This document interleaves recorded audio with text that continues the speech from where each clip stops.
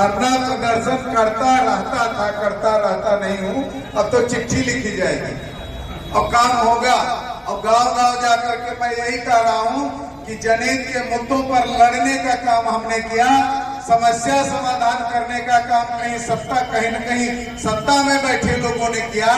और जो लोग उन समस्याओं को लेकर के कहीं दिखे नहीं, वो किस आधार पर वोट मांगने आ रहे हैं और किस आधार पर हम उनके समर्थन की बात सोच रहे हैं। वास्तविकता तो यह है कि साइकिल हो चुकी खंड खंड, हाथी जंगल को जाएगी और कमल फूल पर बटन दबेगा, फिर बीजेपी आएगी, फिर बीजेपी आएगी। बाजार में आयोजित इस जन चौपाल में उपस्थित चाहे मंच के मंचासीन हमारे जेठ श्रेष्ठ पदाधिकारी हों, हमारे प्रत्याशी माननीय सांसद हरीश द्विवेदी जी हों या यहाँ की जनता जनार्दन, निश्चित तौर पर आप लोगों के स्नेह और आशीर्वाद के दम पर सत्ता के बाहर रहकर भी तमाम ज्वलंत मुद्दों पर हमने समस्या उठाने और समस्या का समाधान कराने का काम किया है। आज चूंकि प्रत्याशी हमारे बीच में है, वो अपनी बात रखेंगे, हम बहुत लंबी बात नहीं करेंगे, हम आप लोगों के बीच में चल रहे हैं। इतना कहना चाहेंगे कि आप अपार जन समर्थन देते हुए अब तो समस्या उठाने वाला भी यही आ गया है। एक वोट कमल के निशान पर दे दीजिए, प्रचंड बहुमत से एक बार पुनः भारतीय जनता पार्टी की सरकार बना दीजिए। कोई ऐसी समस्या नहीं है जिसका समाधान नहीं होगा। आज नेतौरपट्टी गांव में बैठा था, इस क्षेत्र के सर्वाधिक लोगों का एक बात कहना है कि भैया छुट्टा जानवर, पहले तो आप फोटो बहुत लगाओ तो अब क्या होगा, अब भी होगा। जो भी चारा दाना खा रहे होंगे उन पर लगाम लगाया जाएगा, गौशाला की व्यवस्था को सुदृढ़ किया जाएगा। सरकार का भरसक प्रयास है कि किसानों की फसल सुरक्षित संरक्षित हो, वो फसल सुरक्षित संरक्षित होगी। ये आप मेरे ऊपर यकीन करें। अगर बाढ़ और कटान से लड़ करके निजात दिलवाने का काम हमने किया है तो अब तो कंधे से कंधा मिला करके चलने को तैयार हूँ। अब बात करके, लड़ करके, चिट्ठी लिख करके चाहे जैसे समस्या का समाधान कराया जाएगा।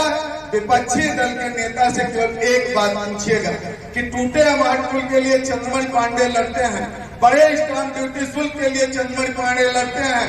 अपूर्ण एलवी बांध 35 साल पूर्व जो है सुखपाल पांडे बीटी बांध बनवाए थे, इसके बाद अपूर्ण एलवी बांध के लिए आप चाहे सत्ता में रहे चाहे विपक्ष में रहे, उसको उठाने का काम चंद्रमणि पांडे ने किया।